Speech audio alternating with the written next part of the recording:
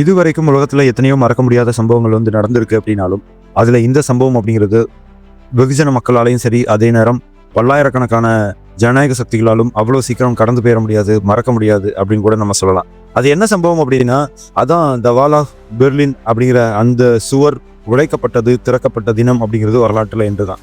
இந்த வால் of Berlin அப்படிங்கிற இந்த சுவரை வந்து எப்போ உருவாக்குனாங்க அப்படின்னா, அது 1961 ஆகஸ்ட் 13 தான். எதுக்காக அப்படின்னா, அதாவது செகண்ட் வேர்ல்டு வாரில் ஜெர்மனி வந்து முழுசாக தோற்கடிக்கப்பட்டிருக்கும். அதை வந்து சரியாக கையாளணும் அப்படிங்கிறதுக்காக அதை கிழக்கு ஜெர்மனியாகவும் மேற்கு ஜெர்மனியாகவும் வந்து பிரிச்சிருப்பாங்க. அந்த பிரிவினையில் பெர்லினும் வந்து பிரிஞ்சு போனது. அதை அங்கே இருக்கக்கூடிய விற்பனையை, அதாவது அந்த நாட்டில் நடைபெறக்கூடிய விற்பனையை வந்து சரியாக பயன்படுத்திக்கணும் அப்படிங்கிறதுக்காக அங்கே வந்து ஒரு சுவரை வந்து கட்டினாங்க. அதுவும் 155 கிலோமீட்டர் நீளமாக. இப்படி ஒரு சுவரை வந்து அந்த மக்கள் எதிர்பார்க்கல. அதே நேரம் அது அந்த மக்களை வந்து ரெண்டாக பிரிக்கவும் செஞ்சது.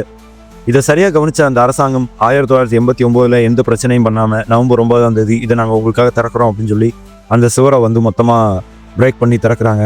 அந்த சம்பவம் அப்படிங்கிறது வரலாற்றில் நடந்த தினம் அப்படிங்கிறது இன்று தான்.